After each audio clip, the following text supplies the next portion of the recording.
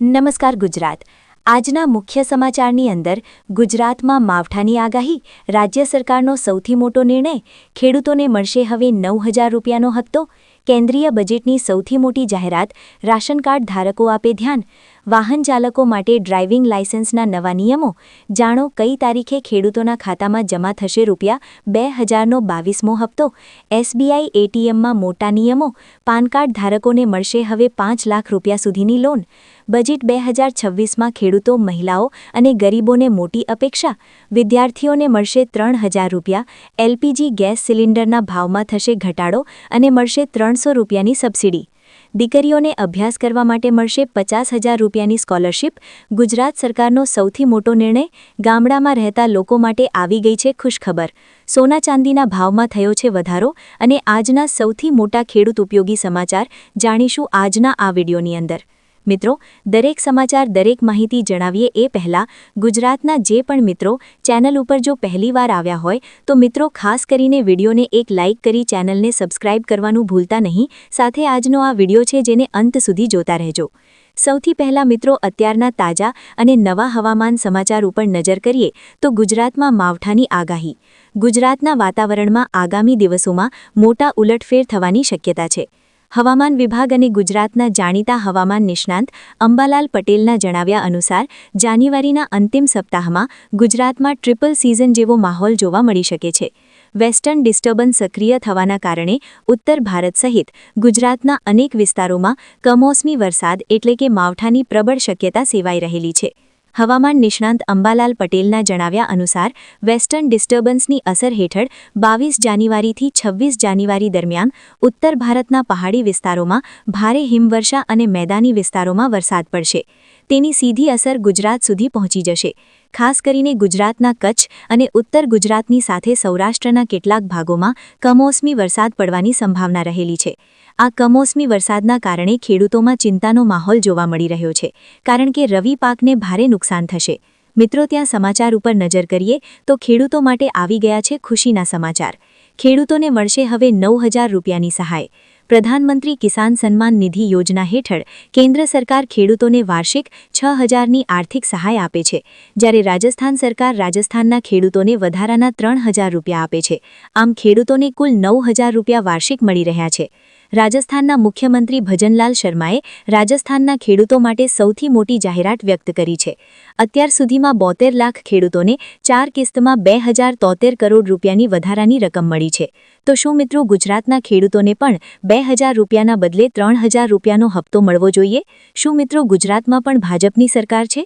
તો ગુજરાતના ખેડૂતોને પણ હવે દર 4 મહિને 3,000 રૂપિયાને વાર્ષિક 9,000 રૂપિયાની આર્થિક સહાય મળવી જોઈએ? હા કે ના? નીચે કોમેન્ટ બોક્સમાં જરૂરથી જણાવી આપજો। મિત્રો, ત્યાં પછીના સમાચાર ઉપર નજર કરીએ તો ખેડૂતો માટે મહત્વના સમાચાર।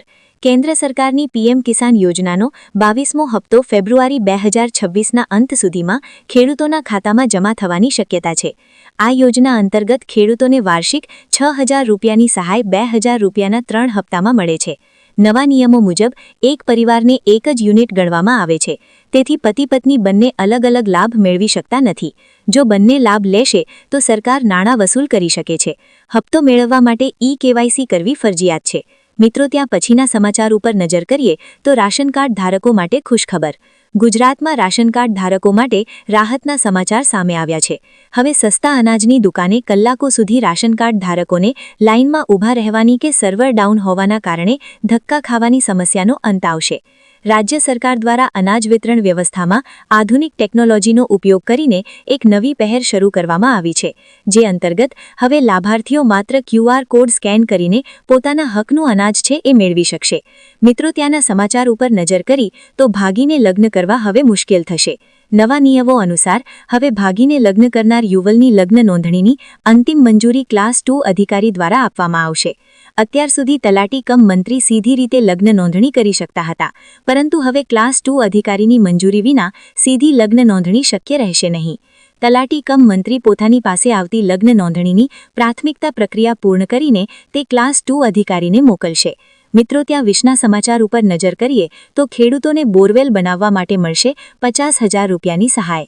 ગુજરાત રાજ્યના ખેતીવાડી વિભાગ દ્વારા ખેડૂતોના હિતમાં બોરવેલ સહાય યોજના અમલમાં મૂકવામાં આવી છે। આ યોજનાનો મુખ્ય હેતુ એવા ખેડૂતોને મદદ કરવાનો છે જેઓ પાણીની અછતના કારણે ખેતી કરી શકતા નથી. થી આઈ ખેડૂત પોર્ટલ મારફતે આ યોજનાનું સંચાલન કરવામાં આવે છે, જ્યાં ખેડૂતો ઘરે બેઠા ઓનલાઈન અરજી કરી શકે છે. વર્ષ 2026 માટે આ યોજના હેઠળ સબસિડીના દરો અને પાત્રતાના નિયમોમાં પણ ખેડૂતલક્ષી ફેરફારો કરવામાં આવ્યા છે. સામાન્ય કેટેગરીના ખેડૂતોને કુલ ખર્ચના 50% સુધીની સબસિડી આપવામાં આવ્યા છે. અનુસૂચિત જાતિ અને અનુસૂચિત જનજાતિના ખેડૂતોને 75% સુધીની સહાય મળવાપાત્ર રહેશે. સબસિડીની રકમ સીધી ખેડૂતોના ખાતામાં ટ્રાન્સફર કરવામાં આવશે. આ યોજનાનો લાભ લેવાથી ખેડૂતો વર્ષમાં 2 થી 3 પાક લઈ શકે છે. યોજનામાં કેટલી સહાય મળશે? કોને કોને સહાય મળશે? તો સામાન્ય ખેડૂતો જેમ કે 50% અથવા તો એસટી ખેડૂતોને 75% સુધીની સહાય, મહત્તમ 50,000 રૂપિયા સુધીની સહાય છે, મળવાપાત્ર રહેશે. મિત્રો, આગળના સમાચાર ઉપર નજર કરીએ તો સૌથી મોટા સમાચાર સામે આવી રહ્યા છે. બજેટમાં પહેલીવાર નવીન. આ વર્ષે કેન્દ્રીય બજેટ 2 દિવસ વહેલું રજૂ કરવામાં આવશે. સૂત્રોના જણાવ્યા અનુસાર રાષ્ટ્રપતિનું સંબોધન 28 જાન્યુઆરીએ કરવામાં આવશે. 29મી જાન્યુઆરીએ આર્થિક સંરક્ષણ રજૂ કરવામાં આવશે. 30 જાન્યુઆરીએ નાણામંત્રી નિર્મળા સીતારમણ સંસદમાં 9મી વખત બજેટ રજૂ કરશે. આ સાથે તેઓ વધુ એક રેકોર્ડ બનાવશે. દેશમાં આ પહેલીવાર બનશે જ્યારે નાણામંત્રી નિર્મળા સીતારમણ 30 ફેબ્રુઆરી 30 જાન્યુઆરીએ કેન્દ્રીય બજેટ રજૂ કરશે. મિત્રો, ત્યાં પછીના સમાચાર ઉપર નજર કરીએ તો વીજ ગ્રાહકોને રાહત. કાયદામાં થયા છે મોટા ફેરફારો. ભારત સરકાર વીજળી કાયદાના સુધારા કરવા જઈ રહી છે, જેના પછી વીજળીની કિંમત કોસ્ટ રિફેલ એક્ટિવ ટેરિફના આધારે નક્કી થશે. આ સંશોધન દ્વારા વીજળી વિભાગ હવે ગ્રાહકો પાસેથી માત્ર નિશ્ચિત નફો વસૂલ કરી શકે છે, જેનાથી એક જ વિસ્તારમાં સ્પર્ધા વધશે અને ગ્રાહકોને સસ્તા ભાવે વીજળી મળશે. આ નવા કાયદા ઉત્તર પ્રદેશ, દિલ્હી સહિત ઘણા રાજ્યોમાં લાગુ થઈ શકે છે. આનાથી સબસિડીના બહારના જે ગ્રાહકો છે એનો બોજ હળવો પણ થઈ શકે છે. મિત્રો, ત્યાંના સમાચાર ઉપર નજર કરીએ તો દીકરીઓને મળશે 50,000 રૂપિયાની સ્કોલરશિપ. કારણ કે મિત્રો, અમે વાત કરવા જઈ રહ્યા છે નમો લક્ષ્મી યોજના વિશે. આ યોજના હેઠળ ધોરણ 9 અને 10માં ભણતી દીકરીઓને 20,000 રૂપિયાની સહાય મળશે, જ્યારે ધોરણ 11 અને 12માં અભ્યાસ કરતી દીકરીઓને 30,000 રૂપિયા સુધીની સહાય આપવામાં આવે છે. આ સહાય દર મહિને લાભાર્થીઓના સીધા બેંક ખાતામાં જમા થશે, જેમાં દર મહિને ધોરણ 9 અને 10માં 500 રૂપિયા અને ધોરણ 11 અને 12માં દર મહિને 750 રૂપિયા આપવામાં આવે છે, જ્યારે બાકીની રકમ સંબંધિત ખેડૂતની પરીક્ષાઓ પાસ કર્યા પછી જ જમા કરવામાં આવે છે. યોજના હેઠળ સરકારી, અનુદાનિત અથવા તો આરટીઈ હેઠળ ધોરણ 8નો અભ્યાસ પૂર્ણ કર્યો હોય તેમને કુટુંબની વાર્ષિક આવક 6 લાખથી વધુ હોય તેવી તમામ વિદ્યાર્થીનીઓને લાભ આપવામાં આવશે. તો દીકરીઓ માટે ગુજરાત સરકાર અને કેન્દ્ર સરકારે સૌથી મોટી જાહેરાત વ્યક્ત કરી છે. મિત્રો, ત્યાંના સમાચાર ઉપર નજર કરીએ તો સૌથી મોટા સમાચાર સામે આવી રહ્યા છે. ખેડૂતોને મળશે વગર વ્યાજે લોન. અમે મિત્રો વાત કરી રહ્યા છીએ કિસાન ક્રેડિટ કાર્ડ યોજના વિશે. ખેડૂતોને મહત્તમ આર્થિક લાભ મળે અને આર્થિક નીતિઓનો લાભ મળે એ માટે કેન્દ્ર સરકાર તે દિશામાં હંમેશા કામ કરતી હોય છે. અને હવે ખેડૂતોને પોતાના મોબાઈલ એપ્સ દ્વારા થોડી પ્રક્રિયા પૂરી ન કર્યા બાદ ખેતીમાં ખેતી ઉપર છે લોન મળવાપાત્ર રહેશે. ગાંધીનગરમાં જ્યારે મિત્રો આજથી 2 થી 3 વર્ષ પહેલા G20ની મીટિંગ હતી ત્યારે આરબીઆઈ તેમના ખાસ પાયલોટ પ્રોજેક્ટનું પ્રદર્શન કર્યું હતું. હવે ખેડૂતોને લોન લેવા માટે બેંકમાં જવાની જરૂર નથી. આ સાથે મિત્રો આપણે જણાવી દઈએ તો હવે ખેડૂતો લોન લેવા લોકલમાં બેંકોમાં જવાની જરૂરી નથી, પરંતુ હવે એ એપ છે એ બહાર પાડવામાં આવે છે. હાલમાં કેટલાક રાજ્યોમાં પાયલોટ પ્રોજેક્ટ હેઠળ કામ ચાલી રહ્યું છે, પરંતુ ટૂંક સમયમાં સમગ્ર ભારત દેશમાં આ યોજના શરૂ થશે. કિસાન ક્રેડિટ કાર્ડ યોજના દ્વારા 3 લાખ રૂપિયા સુધીની ગેરંટી ફી લોન છે ખેડૂતોને મળે છે, અને આ રકમ સરકાર ખેડૂતો પાસેથી 4% વ્યાજ વસૂલે છે. યોજના હેઠળ નાણાકીય રિઝર્વ બેંક ઓફ ઇન્ડિયા દ્વારા નાબાર્ડના સહયોગથી શરૂ કરવામાં આવે છે. ભારતની ખેતી કરનાર કોઈ પણ વ્યક્તિ આ યોજના અંતર્ગત અરજી કરી શકે છે, પરંતુ મિત્રો તમામ પ્રકારના ખેડૂતોનો સમાવેશ થાય છે. આ યોજનાનો લાભ લેવા માટે તમારી ઉંમર 18 થી લઈને 75 વર્ષ વચ્ચેની હોવી જોઈએ.